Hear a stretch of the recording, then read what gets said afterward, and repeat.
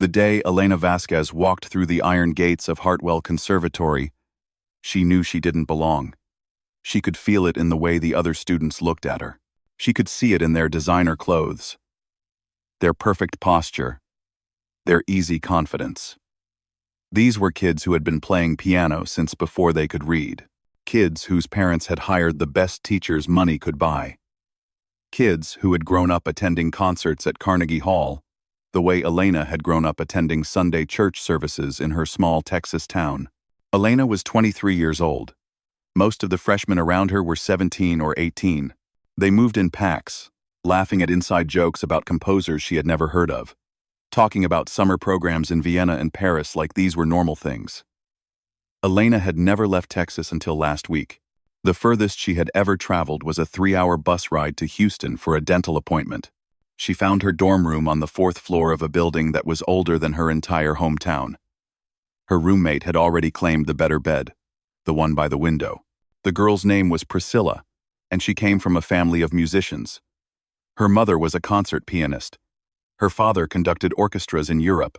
Priscilla had been playing since she was 4 years old and had already performed in front of thousands of people. When Priscilla asked Elena about her background, Elena told the truth. She had learned to play on an old upright piano that her grandmother bought at a garage sale for $200. The keys were yellowed, and some of them stuck. The sound was never quite right. A little flat, a little tired. But to Elena, that piano was the most beautiful thing in the world. Her grandmother had noticed something in Elena when she was just a little girl. The way she would stop whatever she was doing whenever music came on the radio. The way her small fingers would tap along to rhythms on the kitchen table. The way she would hum melodies perfectly after hearing them only once. Her grandmother didn't have money for lessons, so she bought that broken-down piano and told Elena to figure it out. And Elena did. She spent hours every day in her grandmother's basement, teaching herself from library books and YouTube videos. She learned to read music by pausing and rewinding the same tutorials over and over.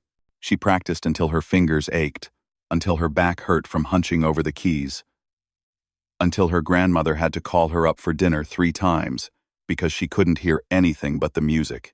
By the time Elena was 16, she was good. Really good. Good enough that her high school music teacher, a tired man who had given up on most of his students, sat up straight when he heard her play. He told her she had something special. He told her she should apply to music schools. He told her she had a gift. But gifts don't pay tuition. Elena's mother worked 2 jobs just to keep the lights on. Her father had left when she was 3, and no one had heard from him since. There was no money for college, let alone a fancy conservatory on the East Coast. So Elena did what she had to do. She graduated high school and got a job at a diner off the highway. She worked the early shift and the late shift. She poured coffee for truckers at 5 in the morning and cleaned tables at midnight. She saved every penny she could, hiding cash in an envelope under her mattress because she didn't trust banks. 3 years. That's how long it took. 3 years of sore feet and rude customers and grease stains that never washed out of her uniforms. 3 years of watching girls her age go off to college while she wiped down counters and refilled ketchup bottles. 3 years of practicing on her grandmother's old piano whenever she had a spare hour. Keeping her dream alive, even when it felt foolish to dream at all. When she finally had enough money for 1 year of tuition, she recorded her audition tape on her phone. The sound quality was terrible. The lighting was worse, but she played her heart out, choosing a piece by Chopin that she had taught herself note by note. She sent the video and waited. The acceptance letter came on a Tuesday. Elena read it 4 times before she believed it. She showed her grandmother, and the old woman cried so hard she couldn't speak. That night, they sat together at the piano, and Elena played every song her grandmother loved, one after another, until the sun came up. But now, standing in her dorm room with Priscilla, looking at her like she was some kind of strange animal, Elena felt all that joy drain away. When she mentioned the garage sale piano, Priscilla laughed. Not a mean laugh, exactly. More like the laugh you make when someone tells you something so absurd you don't know how to respond. The first week of classes was a disaster. Elena sat in music theory and realized she had gaps in her knowledge that the other students had filled years ago. She didn't know the technical terms for things she could do instinctively.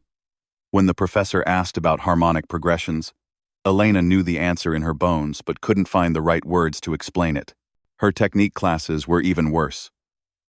The instructor, a thin woman with silver hair and cold eyes, watched Elena play for exactly 30 seconds before stopping her. Everything was wrong, the woman said. The way Elena held her wrists, the way she positioned her fingers, the way she sat, habits that would take years to correct, if they could be corrected at all. The other students watched with a mixture of pity and amusement. Elena could feel their eyes on her, could hear the whispers when she walked out of the room. Who let her in? How did she pass the audition? Is this some kind of charity case? The worst moment came during her second week. The class was discussing Chopin, the composer Elena loved most, the one whose music had kept her company during all those lonely hours in her grandmother's basement. When the professor asked a question about pronunciation, Elena answered without thinking. She said the name the way she had always said it in her head, the way she had heard it in those YouTube videos years ago. She said it wrong. The laughter started small, just a few giggles from the back of the room. Then it spread, getting louder, filling the space until Elena's cheeks burned with shame. The professor didn't correct the other students. He just moved on, leaving Elena sitting there with the sound of their laughter ringing in her ears. After that, she became known as Chopin. The nickname followed her everywhere. Students would say it when she walked by, just loud enough for her to hear. They would smirk at each other when she entered a room. They had found her weakness, and they would not let her forget it. 1 month into the semester, the head of the piano department called Elena into his office. He was a large man with a reputation for honesty that bordered on cruelty. He didn't believe in sugarcoating things, he said. He believed in preparing students for the real world. He told Elena that her chances of succeeding at Hartwell were very slim. Her technique was years behind. Her theoretical knowledge was incomplete. She lacked the foundation that her peers had been building since childhood.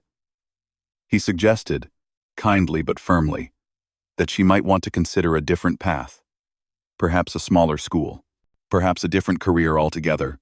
Elena sat there and listened. She nodded at the appropriate moments. She thanked him for his honesty. And when she left his office, she walked straight to the practice rooms in the basement of the music building. She found an empty room, closed the door, and sat down at the piano. For a long moment, she just stared at the keys. Then she placed her hands on them, took a deep breath, and began to play. She would show them all. She didn't know how yet, but she would find a way. She had come too far, worked too hard, sacrificed too much to give up now. Let them laugh. Let them whisper. Let them call her Chopin. One day, they would remember her real name. By the time sophomore year began, Elena had become the person everyone loved to talk about. Not in a good way. She was the story people told at parties. The joke that never got old. The reminder that even the best schools sometimes made mistakes. A boy named Vincent Ashford was the worst of them all. His father was a famous conductor who had led orchestras all over the world. His mother was a celebrated violinist. Vincent had been raised in a house where music wasn't just a hobby or a passion. It was the family business. He had been groomed for greatness since birth, and he knew it. He walked through the halls of Hartwell like he already owned the place. Vincent had a gift for cruelty that he disguised as humor. He would imitate Elena's playing style in the common room, hunching his shoulders and scrunching up his face in exaggerated concentration. He would play wrong notes on purpose and then look around with wide, innocent eyes, saying he was doing his best impression of that girl from Texas. Everyone would laugh. They always laughed. Someone had recorded Elena's performance from freshman year. a simple piece she had played during an early assessment. The video was shaky, and the audio was poor, but you could see her clearly. You could see the way she held her hands, slightly different from the classical technique everyone else used. You could see the intense focus on her face, the way she seemed to be fighting the piano instead of dancing with it. You could see her make two small mistakes, barely noticeable to anyone outside of a music school. That video spread through the student body like wildfire. People shared it in group chats and posted it on social media with laughing emojis. Someone edited it with funny sound effects. Someone else added captions mocking her technique. Elena never saw these videos herself, but she knew they existed. She could tell by the way people looked at their phones and then looked at her, smiling those knowing smiles. The thing about being an outsider is that you notice everything. Elena saw how people moved away from her in the cafeteria, how they suddenly became very interested in their phones when she sat down nearby. She noticed how partners in group projects would exchange glances of disappointment when they were assigned to work with her. She heard the whispers that stopped just a little too late when she walked into a room. One afternoon, she was assigned to a chamber music group for a class project. The other 3 students were good, really good, and they had been playing together since freshman year. When they saw Elena's name on the list, one of them actually groaned out loud. Another one went straight to the professor to request a reassignment. The professor said no, but Elena wished he had said yes. The next 6 weeks were miserable. Her group mates barely spoke to her during rehearsals. They would exchange frustrated looks whenever she made a suggestion. They treated her like a burden they had to carry. The performance went fine. Not great, but fine. Elena had practiced her part until she could play it in her sleep. But afterward, she heard one of her group mates talking to a friend in the hallway. They thought Elena was out of earshot, but sound carries in old buildings. The group mate said working with Elena had been like babysitting, like having to slow down for someone who couldn't keep up, like being held back by dead weight. Elena stood around the corner and listened until they walked away. Then she went to the bathroom, locked herself in a stall, and cried for 10 minutes. When she came out, she washed her face, looked at herself in the mirror, and went straight to the practice rooms. That became her pattern. Every humiliation, every cruel comment, every moment that made her want to quit, she would let herself feel it for a little while. Then, she would go practice. The practice rooms became her refuge, her church, the only place where she felt like she belonged. She started waking up at 5 in the morning to claim a room before anyone else. She would practice for 3 hours before her first class, then return during lunch, then come back after dinner, and stay until the building closed at midnight. Some nights, she would sneak back in through a window that didn't lock properly. She would practice in the dark, playing by feel alone, until her fingers found the keys without her eyes needing to see them. Her hands paid the price. Calluses formed on her fingertips, thick and hard. Sometimes they cracked and bled, leaving small red stains on the white keys. She would bandage them up and keep playing. The pain became familiar, almost comforting. It meant she was working. It meant she was getting better. But the technical problems the instructors had identified were real. Elena's self-taught technique had given her power and emotion, but it had also created bad habits that were holding her back. She needed help, real help, from someone who understood what she was trying to do. She found that help in the most unexpected place. There was a retired professor named Dr. Yuki Tanaka, who had taught at Hartwell for 30 years before leaving under circumstances no one talked about. Some said she had been fired for refusing to change her teaching methods. Others said she had quit in protest over something. All Elena knew was that Dr.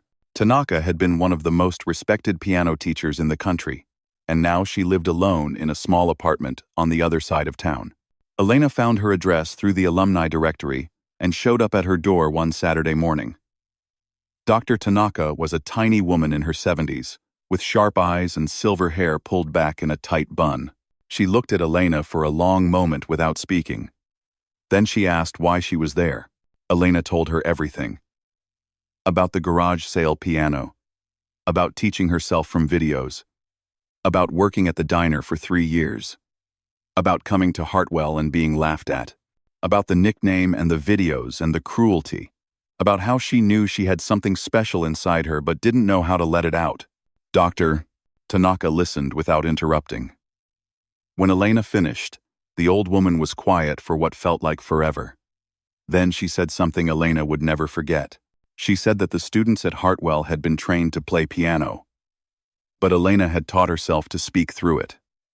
That was rarer. That was harder to teach. The technique could be fixed. The soul could not be taught. And Elena already had that. From that day on, Elena went to Dr. Tanaka's apartment every weekend. The old woman was a demanding teacher. She made Elena start from the very beginning, relearning how to sit, how to breathe, how to hold her hands. It was frustrating work. Sometimes Elena felt like she was getting worse instead of better, but Dr. Tanaka kept pushing her, kept believing in her, kept telling her that the pain was necessary for the growth. Back at school, nothing changed. Vincent still made his jokes. People still whispered and laughed. Elena still ate lunch alone, still walked to class with her head down, still felt the sting of being an outsider in a place where everyone else belonged. But something was different now. She had a secret. She had a teacher who believed in her. She had a plan, even if no one else could see it. Every night, she would lie in bed and imagine the day when she would prove them all wrong. She didn't know when that day would come or what it would look like. But she held on to that vision like a lifeline. The hours in the practice room kept piling up. The lessons with Dr. Tanaka kept building on each other. Slowly, so slowly that Elena herself barely noticed, she was becoming the pianist she had always known she could be. The people who laughed at her had no idea what was coming. They saw the awkward girl from Texas who didn't fit in. They saw the charity case, the mistake, the joke. They couldn't see what was growing inside her, what was being forged in all those hours of solitary practice. They would see it eventually. They would all see it. Elena just had to be patient, and she was very, very good at being patient.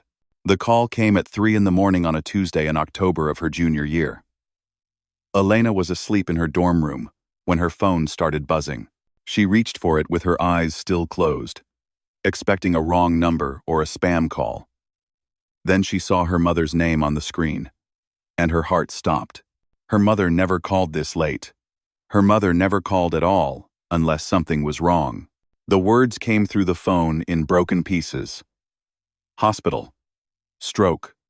Grandmother. Come home. Elena sat up in bed and tried to make sense of what she was hearing, but her brain refused to process it. Her grandmother was fine. Her grandmother was healthy. Her grandmother was the strongest person Elena had ever known. This had to be a mistake. It wasn't a mistake. Elena packed a bag in the dark, moving on autopilot. She booked the first flight she could find, a red-eye that left at 6 in the morning. She didn't tell anyone where she was going. She didn't email her professors or notify the administration. She just left. The flight felt like it lasted 100 years. Elena sat in her tiny seat and stared out the window at the darkness below. She thought about her grandmother's hands, wrinkled and spotted with age but still strong. Those hands had cooked her dinner 1,000 times. Those hands had held her when she cried. Those hands had placed hers on the piano keys for the very first time and shown her where the magic lived. When Elena finally reached the hospital, she barely recognized the woman in the bed. Her grandmother looked small, so much smaller than she remembered. Tubes and wires connected her to machines that beeped and hummed. Her eyes were closed. Her face was slack. The left side of her body didn't move at all. Elena's mother was sitting in a plastic chair by the bed, looking like she hadn't slept in days. She stood up when Elena came in, and they held each other without speaking. There was nothing to say. The doctors had explained everything. The stroke had been severe. There was damage to the brain. They wouldn't know how much until she woke up. if she woke up. For the next 6 weeks, Elena didn't leave her grandmother's side. She slept in that plastic chair. She ate vending machine food. She talked to her grandmother for hours, even though the doctors said she probably couldn't hear. Elena told her about Hartwell, about the practice rooms, about Dr. Tanaka. She told her about the mean students, and the nickname, and the videos. She told her that she was going to make it, that she was going to prove everyone wrong, that she was going to make her grandmother proud. Slowly, day by day, her grandmother started to come back. First, her eyes opened. Then she started to respond to voices. Then, one morning, she squeezed Elena's hand. It was weak, barely there, but Elena felt it. She burst into tears right there in the hospital room. The recovery was long and hard. Her grandmother had to learn how to speak again, how to move her left arm, how to do all the simple things she had done without thinking her whole life. But she was a fighter. She had always been a fighter. Every small victory, every new word, every tiny movement was celebrated like a miracle. During those weeks, Elena didn't think about school at all. She didn't check her email. She didn't call her professors. Hartwell felt like a dream she had woken up from, something that had happened to a different person in a different life. All that mattered was the woman in the hospital bed. But eventually, her grandmother was stable enough to leave the hospital. She would need months of therapy and care, but she was going to survive. She was going to be okay. And one afternoon, when Elena was helping her eat lunch, her grandmother grabbed her wrist with her good hand and looked at her with those sharp, familiar eyes. Her grandmother's speech was still slow, still difficult, but her words were clear. She told Elena to go back. She told her to finish what they had started together. She said that she hadn't worked 2 jobs her whole life just to watch her granddaughter give up. She said that the piano was waiting, and Elena had kept it waiting long enough. Elena tried to argue. She said she could take a semester off, maybe a year. She said she could stay and help with the recovery. She said that school didn't matter as much as family, but her grandmother wouldn't hear it. She got that stubborn look on her face, the same look she had when Elena was a child and tried to skip piano practice. There was no arguing with that look, so Elena went back. She returned to Hartwell in the middle of November, 6 weeks behind in all her classes. The administration had put her on academic probation. Her professors had marked her absent for dozens of sessions. The head of the piano department sent her a formal letter expressing concern about her commitment to the program. And somehow, none of it mattered anymore. Something had changed in Elena during those weeks at her grandmother's bedside. The fear that had lived in her chest since her first day at Hartwell. The desperate need to prove herself. The constant anxiety about what others thought of her. It had all burned away. In its place was something harder, something quieter, something that felt like steel. She had watched her grandmother fight for her life. She had seen what real struggle looked like. Compared to that, what were a few mean students? What were some whispered jokes and shared videos? What was a nickname that was meant to hurt her?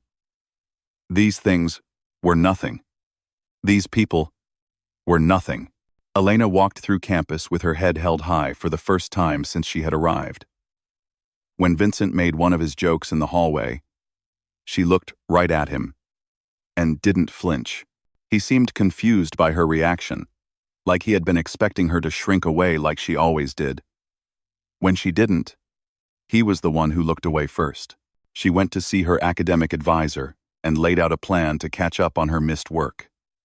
She met with each of her professors individually and explained what had happened. Most of them were understanding. A few were cold. It didn't matter. Elena had a goal now, and nothing was going to stop her. The biggest decision came when she had to choose her piece for the senior graduation recital.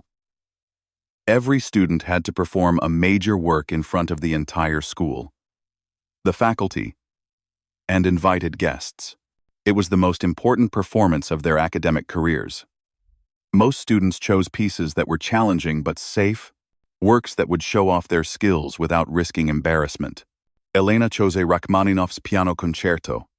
No, 3. When she submitted her selection, the committee thought it was a joke. The Rachmaninoff Third was one of the most difficult pieces ever written for piano. Professional pianists with decades of experience avoided it because of its brutal technical demands. It required speed, power, precision, and emotional depth that most musicians never achieved. For a student like Elena, a student who had been laughed at for years, a student who was still on academic probation, it was an impossible choice. The committee approved her selection, but Elena could see the amusement in their eyes. They thought she was setting herself up for the most public failure in the school's history. They thought she had finally lost her mind. Let them think that, Elena decided. Let them all think whatever they wanted. She had 18 months until graduation. 18 months to master a piece that had broken better pianists than her. 18 months to transform herself from the laughingstock of the conservatory into something they would never forget. She called her grandmother that night and told her about her choice. There was a long silence on the other end of the line. Then her grandmother laughed. A real laugh. The first one Elena had heard since before the stroke. Her grandmother said she had always known Elena was crazy. Then she said she was proud of her. Then she said to give them hell. Elena smiled and promised that she would. The Rachmaninoff Third is not just a piece of music. It is a mountain. It is a war. It is 45 minutes of the most demanding piano writing ever created, a piece so difficult that the composer himself, one of the greatest pianists who ever lived, called it exhausting to perform. The score has passages that require hands to stretch beyond what seems humanly possible. It has runs so fast, they blur together into a single sound. It has moments of such delicate beauty that one wrong note destroys everything. Elena knew all of this when she chose it. She knew that most students would spend years preparing for such a piece and still not be ready. She had 18 months. It was not enough time. Everyone knew it was not enough time. But Elena had stopped caring about what everyone knew. She began by listening. For 2 weeks, she didn't touch the piano at all.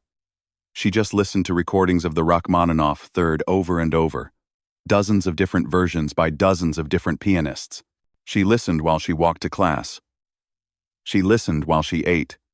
She listened while she fell asleep at night. She wanted the music to become part of her blood, part of her breathing, before her fingers ever touched the keys. Dr. Tanaka warned her that what she was attempting was dangerous, not physically dangerous, though that was part of it too. The piece could destroy hands if practiced incorrectly. But the real danger was psychological. The Rachmaninoff Third had broken pianists before. It had made them doubt themselves, hate themselves, give up on music entirely. It demanded perfection, and perfection was impossible. Elena told Dr. Tanaka that she understood the risks. Then she asked when they could begin. They started with the first movement, breaking it down into tiny pieces. A phrase here, a passage there. Elena would practice the same 4 measures for hours until they were perfect. Then move on to the next 4. Progress was slow, painfully slow. Some days it felt like she was moving backward instead of forward. Her practice schedule became something beyond discipline. It became obsession. She woke at 4 in the morning and was in the practice room by 4:30. She practiced until her first class, then returned during every break, then practiced again until midnight. She started skipping meals because eating took time away from the piano. She lost weight she couldn't afford to lose. Dark circles appeared under her eyes and never went away. Her body started to rebel. Her back ached constantly from sitting at the bench for so many hours. Her shoulders knotted up so badly that she couldn't turn her head some mornings. Her fingers cramped and seized, sometimes in the middle of a difficult passage. Once, she pushed through a cramp and felt something pop in her left hand. She had to stop practicing for 3 days while the swelling went down. Dr. Tanaka told her she was going to hurt herself. She told Elena that the body had limits and the mind had to respect them. She told her that destroying her hands would not honor her grandmother or prove anything to the students who had laughed at her. Elena listened and nodded. and then went right back to practicing as soon as Dr. Tanaka left. But she did start taking better care of herself. She forced herself to eat 3 meals a day even when she wasn't hungry. She started doing stretches that Dr. Tanaka showed her, exercises for her hands and wrists and shoulders. She learned to recognize the difference between productive pain and dangerous pain. She was still obsessed, but she became a smarter kind of obsessed. The months passed. Fall turned to winter, turned to spring. Elena watched the seasons change through the window of the practice room, barely aware of anything happening outside those walls. Other students dated and partied and complained about their classes. Elena practiced. That was her whole life now. There was nothing else. Somewhere in the middle of all this, something started to shift. The passages that had seemed impossible began to feel possible. The runs that had tangled her fingers began to flow. The piece was still brutally hard, but it was no longer beyond her reach. She could see the top of the mountain now, even if she hadn't climbed it yet.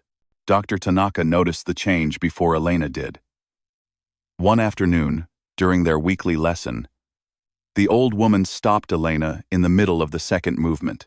She had a strange expression on her face, something Elena had never seen before. When Elena asked what was wrong, Dr. Tanaka shook her head. Nothing was wrong, she said. Everything was right. Elena was ready. She had been ready for weeks. Now, it was just about trust. Elena didn't understand what that meant. She still felt like there was so much work to do, so many rough edges to smooth. But Dr. Tanaka told her that perfection was a trap. The goal was not to play every note correctly. The goal was to tell the truth. The technique was there now. The emotion had always been there. All Elena had to do was stop trying so hard and let the music come through her. It was the hardest thing anyone had ever asked her to do.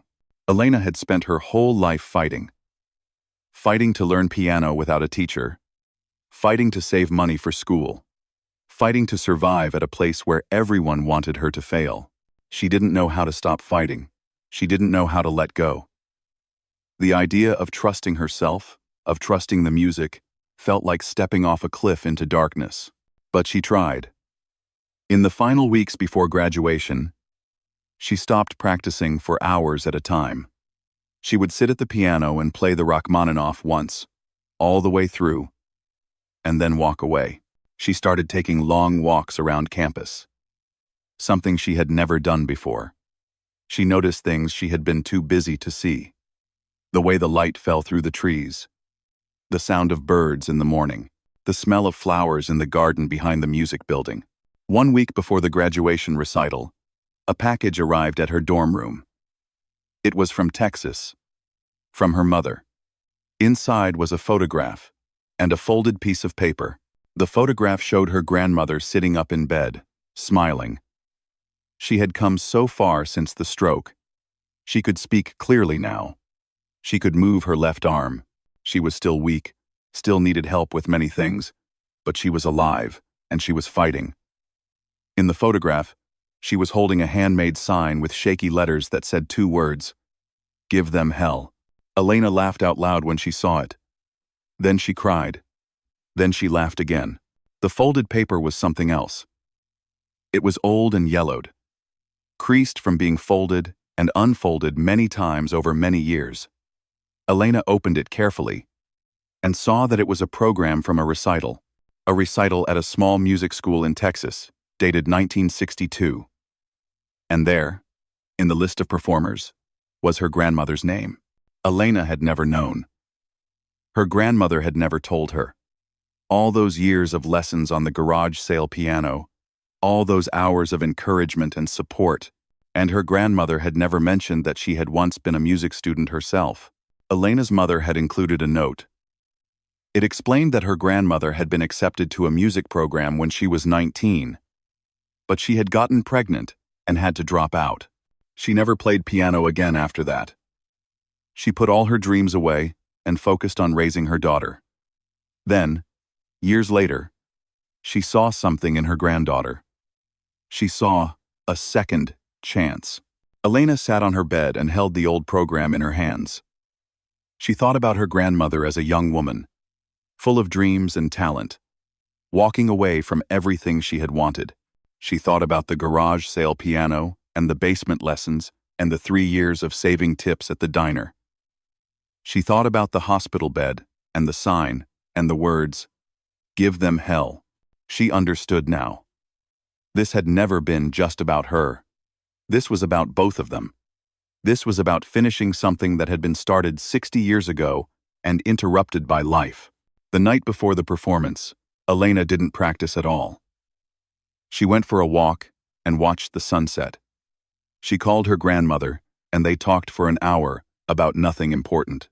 She went to bed early and slept better than she had in months. Tomorrow, she would play. Tomorrow, she would tell the truth. Tomorrow, she would finish what her grandmother had started. She was ready. The concert hall at Hartwell Conservatory could seat 800 people. On the night of the graduation recital, every seat was taken. People stood along the walls and crowded into the doorways. Word had spread across campus and beyond. Everyone wanted to see what was going to happen. Some had come to watch the talented seniors perform their final pieces. These were the students who had been stars since freshman year. The ones with famous parents and perfect technique and bright futures already lined up. Their families sat in the front rows, proud and expectant. But many others had come for a different reason. They had come to watch Elena Vasquez fail. The betting pool that Vincent Ashford had started 2 years ago was still going. The odds were not in Elena's favor. Most people thought she would break down before the first movement was over. Some thought she wouldn't even make it through the opening. A few kind souls gave her a chance of finishing the piece. But nobody, not a single person, expected her to play it well. Elena knew about the betting pool. She knew why half the audience was there. She didn't care. She sat backstage in a small dressing room, wearing a simple black dress she had bought at a second-hand store. Other performers had expensive gowns and tailored suits. Elena had a dress that cost $30 and a pair of shoes she had worn to her high school graduation 6 years ago. She looked at herself in the mirror and thought about how far she had come. Her phone buzzed with a text from her mother. The live stream was set up. Her grandmother was watching from her bed in Texas, propped up on pillows, with the laptop balanced on her knees. She had been waiting for this moment for 60 years. They both had. The recital began. Elena listened from backstage as student after student performed. They were good. They were really good. Years of expensive training and natural talent poured through their fingertips. The audience applauded warmly after each performance. Elena heard Vincent Ashford play a Liszt piece with flashy technical brilliance. The applause for him was thunderous. Then it was her turn. When Elena walked onto the stage, the applause was polite but thin. She could feel the anticipation in the room, the hunger for what was about to happen. She saw Vincent in the front row, his phone already out, ready to record her humiliation. She saw professors who had doubted her, students who had mocked her, administrators who had wanted her gone. They were all waiting. She sat down at the piano. It was a beautiful instrument, a 9-foot concert grand that cost more than her grandmother's house. Elena placed her hands on the keys and felt the cool ivory beneath her fingertips. She closed her eyes. In that moment, she wasn't in the concert hall anymore. She was in her grandmother's basement, 8 years old, touching a piano for the first time. She was 16, playing for her high school teacher while he sat up straight and told her she had a gift. She was working the night shift at the diner, dreaming of a future she couldn't afford. She was sitting in Dr. Tanaka's apartment, rebuilding her technique from scratch. She was holding her grandmother's hand in the hospital, promising to make her proud. All of it led to this moment. All of it lived inside her now. Elena opened her eyes and began to play. The opening of the Rachmaninoff Third is quiet. It starts with a simple melody, almost like a folk song, delicate and unassuming. Elena played those first notes so softly that the audience had to lean forward to hear. The room went completely still. Then the music began to build. What happened next is difficult to describe. Music is hard to put into words. But everyone who was there that night agreed on one thing. Something extraordinary was taking place on that stage. Elena didn't play the Rachmaninoff third. She became it. Every note, every phrase, every impossible run and crashing chord seemed to flow through her like water through a river. Her technique, once mocked as unrefined, revealed itself as something far more powerful. It was raw. It was honest. It was alive. The first movement built to its thundering climax and the audience forgot to breathe. The second movement, slow and achingly beautiful, brought tears to eyes that had come expecting laughter.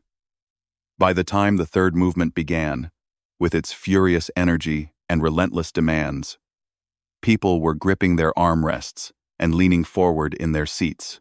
Elena's hands flew across the keys with speed and precision that seemed impossible. But it wasn't the technique that held everyone captive. It was the emotion. Every note carried the weight of her story, the loneliness, the struggle, the years of mockery, the grandmother who had believed in her when no one else did. It was all there, pouring out of the piano like a confession. In the front row, Vincent Ashford had put away his phone. He wasn't recording anymore. He was just watching, his face pale, his eyes wide. Next to him, other students who had laughed at Elena for years sat in stunned silence. Professors who had dismissed her leaned forward with disbelief written across their faces. The final movement built toward its conclusion. Elena played through the massive chords and cascading runs without hesitation.